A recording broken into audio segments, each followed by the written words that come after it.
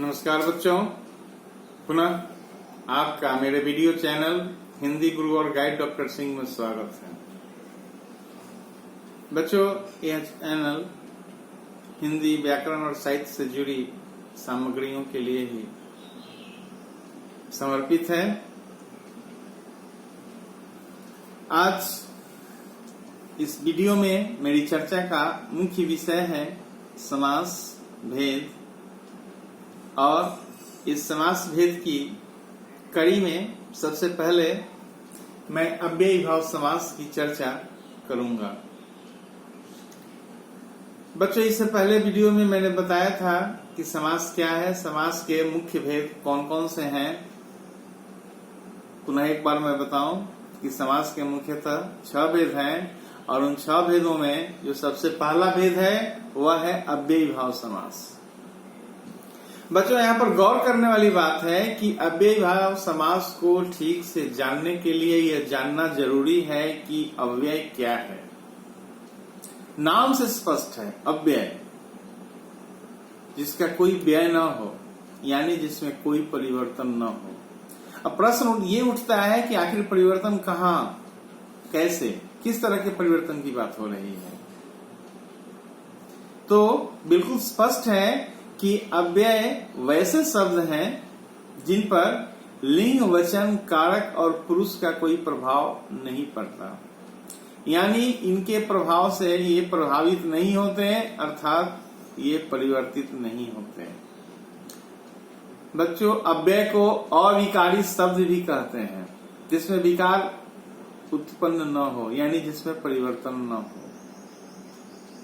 बखूबी आप जानते हैं कि अव्यय के 4 भेद होते हैं। अविकारी शब्दों के 4 भेद होते हैं। वह है क्रिया विशेषण, समुच्चय बोधक, संबंध बोधक और विस्मयादि बोधक। और ठीक इसी के समानांतर जो विकारी शब्द हैं उनके भी 4 भेद हैं, संज्ञा, सर्वनाम, क्रिया और विशेषण। और इस तरह ये दोनों मिलकर शब्दों के 8 भेद कहे जाते हैं, जिसे बखूबी आप जानते हैं। यहाँ हम अव्यय की बात कर रहे हैं, विकारी शब्दों की बात नहीं हो रही है, अविकारी शब्दों की बात हो रही है, अव्यय की बात हो रही है। और ये बातें स्पष्ट हो गई कि अव्यय क्या है, क्योंकि अव्ययी भाव समास को ठीक से समझने के लिए अव्यय को ठीक से समझना जरूरी है। जब तक हम अव्यय को ठीक से नहीं समझेंगे, अव्ययी भाव समास को ठीक से नहीं समझ पाएंगे। क्योंकि बच्चों में ये उलझन होती है, वे ठीक से समझ नहीं पाते कि आखिर अव्यय वे कौन से शब्द हैं और वे अव्यय क्यों कहलाते हैं। अव्यय वे सिर्फ इसलिए कहलाते हैं क्योंकि उन पर लिंग, वचन, पुरुष और कारक का कोई प्रभाव नहीं पड़ता, यानी वे वाक्य में अपनी स्थिति में कोई परिवर्तन नहीं लाते। गौर करने वाली बात है कि लिंग, वचन, कारक के अनुसार जो विकारी शब्द हैं उनमें परिवर्तन जरूर होता है, लेकिन ये चूंकि अविकारी शब्द हैं, इनमें परिवर्तन नहीं होता है। अब जब हम इतना जान गए कि अव्यय क्या है, तो अब चलते हैं अव्ययी भाव समास की तरफ। पहचानने की कोशिश करेंगे, समझने की कोशिश करेंगे कि आखिर अव्ययी भाव समास क्या है। बच्चों, अव्ययी भाव समास की परिभाषा होती है कि जिस समास का पहला पद प्रधान तथा अव्यय होता है।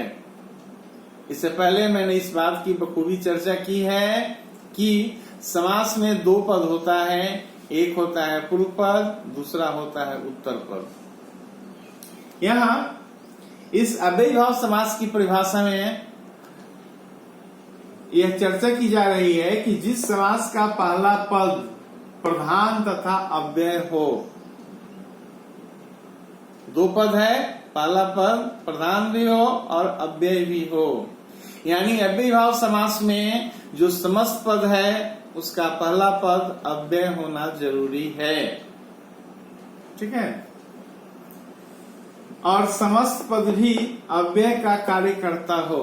समस्त पद जो बन रहा है वह भी अव्यय का ही कार्य कर रहा है, यानी समस्त पद से पहले पूर्व पद जो है वह भी अव्यय हो और समस्त पद बनने के बाद जो शब्द है, जो पद है, वह भी अव्यय का ही कार्य करे, खास तौर से क्रिया विशेषण का। क्योंकि मैंने इससे पहले बताया था कि अव्यय के मुख्य 4 भेद होते हैं, और वह है क्रिया विशेषण, समुच्चय बोधक, संबंध बोधक और विस्मयादि बोधक। एक संक्षिप्त जानकारी मैंने दे दी ताकि आप बखूबी ठीक से समझ पाए कि आखिर अव्ययी भाव समास क्या है। क्योंकि मेरा उद्देश्य है कि सही जानकारी आप तक पहुंचे, तभी मैं उम्मीद करूंगा कि मेरा जो समय इस वीडियो पर दिया गया वह उचित था। आपको समझाना ही मेरा प्रयास है, आपको सही जानकारी देना ही मेरा प्रयास है। मैं हर संभव प्रयास करता हूं कि विद्यार्थियों को सही जानकारी मिले। महज ये चैनल सिर्फ इस बात के लिए है कि विद्यार्थी भली भांति व्याकरण की मौलिकता को समझ पाए, ताकि वाक्य रचना में, साहित्य रचना में उन्हें किसी प्रकार की परेशानी न हो। क्योंकि भाषा को समझने के लिए व्याकरण को जानना जरूरी है। व्याकरण वह मानदंड है जो भाषा को परिष्कृत करता है। अब बच्चों हम चलते हैं आगे। चर्चा हो रही थी अव्ययी भाव समास की, और इस कड़ी में मैंने बताया कि पहला पद अव्यय हो, प्रधान हो, और समस्त पद जो बन रहा है वह भी अव्यय का कार्य करे, क्रिया विशेषण का कार्य करे, उसे अव्ययी भाव समास कहते हैं। यानी कुल मिलाकर देखा जाए तो अव्ययी भाव समास में अव्यय की प्रधानता होती है। पहली बात। दूसरी बात, मैंने ये भली बात ही बता दिया कि अव्यय क्या है। अव्यय वैसे शब्द हैं जिन पर लिंग वचन कारक पुरुष का कोई प्रभाव नहीं पड़ता। आप इसे भूलेंगे नहीं, बखूबी याद रखेंगे। तो यहाँ मैंने आपकी जानकारी के लिए लिख भी दिया है कि अव्यय पर लिंग वचन कारक पुरुष का प्रभाव नहीं पड़ता, यानी उससे इनमें कोई परिवर्तन नहीं आता। प्रभाव पड़ने का अभिप्राय है, परिवर्तन नहीं आने से। क्योंकि जैसे ही परिवर्तन आएगा फिर अव्यय नहीं रहेंगे। 2-4 उदाहरण मैंने दिया है बच्चों आपके लिए, ताकि बखूबी आप समझ जाएं, पहचान लें कि आखिर अव्ययी भाव समास की पहचान कैसे की जा सकती है। हमारा मकसद है अव्ययी भाव समास को पहचानना। क्योंकि अक्सर परीक्षाओं में समस्त पद दिए जाते हैं और कहा जाता है कि आप विग्रह करें, या फिर विग्रह दिया जाता है और कहा जाता है कि आप समस्त पद बनाएं। लेकिन विग्रह से समस्त पद बनाना या फिर समस्त पद से विग्रह बनाना, इन दोनों ही स्थितियों में समास की जो मौलिकता है उसको जानना जरूरी है। जो गूढ़ तथ्य है उसे समझना जरूरी है, तभी हम बता पाएंगे कि आखिर समस्त पद कौन सा समास होगा और इसका विग्रह क्या हो सकता है। मौलिक नियमों को जानना जरूरी है। यहाँ उदाहरण है बच्चों, यथा समय। बखूबी आप देख रहे हैं। मैं आपको बताऊं, मैंने कहा था कि पहला पद अव्यय। तो आप देखिए, यथा समय, यथा पूर्व पद है जो अव्यय है, और समय उत्तर पद है। ठीक उसी तरह दूसरे उदाहरण में स अव्यय है जो पूर्व पद है, और परिवार उत्तर पद है। ठीक तीसरे उदाहरण में प्रति अव्यय है जो पूर्व पद है, और वर्ष उत्तर पद है। तो बखूबी यहाँ हम देख रहे हैं कि समस्त पद में 2 पद होते हैं, एक पूर्व पद होता है, दूसरा उत्तर पद होता है। और मैंने बताया कि जहाँ अव्ययी भाव समास है उसमें जो पूर्व पद होता है अव्यय ही होता है।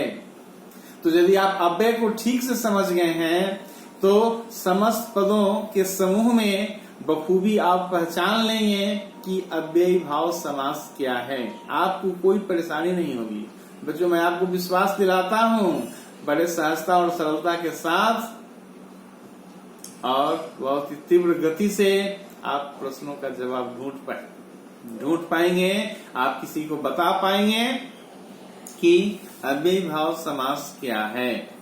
कोई परेशानी नहीं होगी।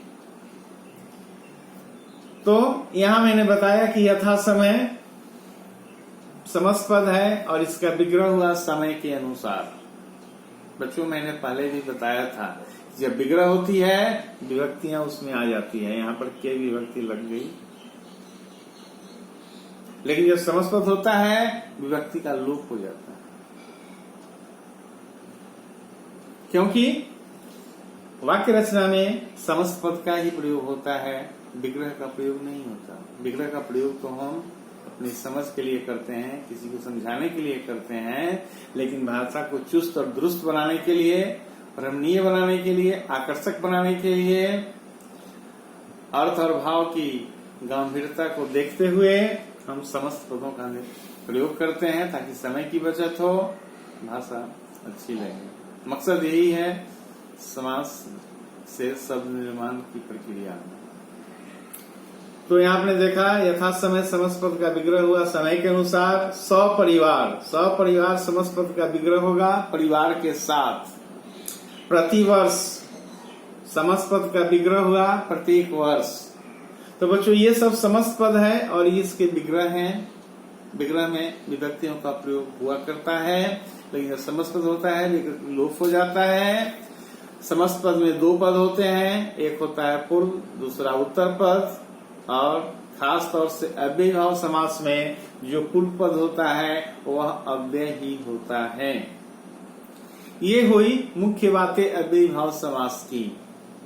बच्चों इस अव्ययी भाव समास के अंतर्गत एक और मुख्य बात है जो आपको जाननी आवश्यक है। बहुत सारी पुस्तकों में उदाहरण तो दिए जाते हैं, लेकिन इस बात की चर्चा होती नहीं कि आखिर ये कैसे आ गए। इस बात की जरूर चर्चा होती है कि इसका पूर्व पद अव्यय हो, लेकिन जो दूसरी बात मैं नीचे बताने जा रहा हूं उसकी चर्चा नहीं होती, और लेकिन उस तरह के उदाहरण वहां जरूर दिए जाते हैं। अब बच्चे असमंजस की स्थिति में आते हैं कि आखिर वहां अव्यय है लेकिन यहाँ अव्यय दिख नहीं रहा है, तो फिर ये अव्ययी भाव समास कैसे हुआ। जाहिर सी बात है, बच्चे तो बच्चे हैं, बड़े भी क्षण भर के लिए सोचने के लिए विवश हो जाएंगे कि आखिर ऐसा क्यों होता है, जो लोग इन चीजों से वाकिफ नहीं है। इसलिए बच्चों मैंने आपकी जानकारी के लिए इस सामग्री को भी आपके सामने प्रस्तुत करने का प्रयास किया है, ताकि आप बखूबी समझ जाएं, जान लें कि अव्ययी भाव समास की एक दूसरी स्थिति है, जहां उन स्थितियों में भी हम उसे अव्ययी भाव समास कहेंगे, उस समासपद का विग्रह कर पाएंगे भली भांति, ये भी जानना जरूरी है। तो कौन सी स्थिति है, चलिए मैं आपको बता रहा हूं।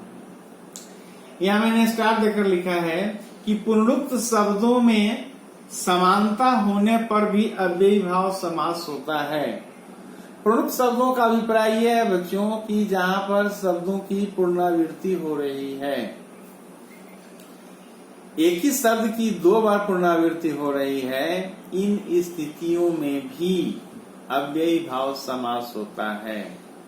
अब इसी अव्ययी भाव समास के अंतर्गत इसकी एक दूसरी कड़ी है, जिसे भी जानना जरूरी है आपके लिए, क्योंकि आपका उद्देश्य है समास को ठीक से समझना, और यहाँ हम भली भांति अव्ययी भाव समास की बात कर रहे हैं।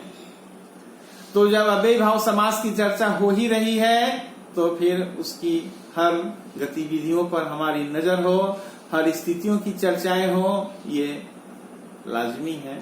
और मैं इसी संदर्भ में आपके लिए इन सूक्ष्म तर्कों को भी आपके सामने प्रस्तुत कर रहा हूँ, बता रहा हूँ कि आखिर ऐसा क्यों होता है, आखिर इन्हें हम अव्ययी भाव समास क्यों कहेंगे। तो मैंने वही बताया कि पुनरुक्त शब्दों का में समानता होने पर भी अव्ययी भाव समास होता है, यानी कभी कभी शब्दों की जहाँ पुनरावृत्ति होती है उसे भी हम अव्ययी भाव समास के अंतर्गत लाते हैं। और इस कड़ी में मैंने एक दो उदाहरण लिखे हैं बच्चों, जैसे साफ साफ, बिल्कुल साफ, ये साफ साफ, यहाँ भी साफ, यहाँ भी साफ। दूसरे पद में देखा जाए रातों रात, यहाँ भी पुनरावृत्ति हो गई है। हाथों हाथ, यहाँ भी पुनरावृत्ति है। तो ये तमाम इन स्थितियों में भी ऐसी स्थितियां हो तब भी अव्ययी भाव समास ही होगा। और इस तरह के जो समस्त हैं उनका विग्रह इस तरह से होता है, जैसे साफ साफ समस्त का विग्रह हुआ बिल्कुल साफ, रातों रात का विग्रह हुआ रात ही रात में, हाथों हाथ का विग्रह हुआ हाथ ही हाथ में। तो बच्चों ये समस्त है, ये इसका विग्रह है। मैं उम्मीद करता हूं कि अव्ययी भाव समास को बखूबी आपने समझा, आपने उनके हर स्थितियों को देखा और भविष्य में आपको किसी तरह की परेशानी नहीं होगी अव्ययी भाव समास के संदर्भ में। निश्चित रूप से मैं आप पर कोई दबाव नहीं डालता हूं, बखूबी आप जब इसे बखूबी समझेंगे आप स्वतः लाइक करेंगे, शेयर करेंगे और सब्सक्राइब करेंगे। धन्यवाद बच्चों।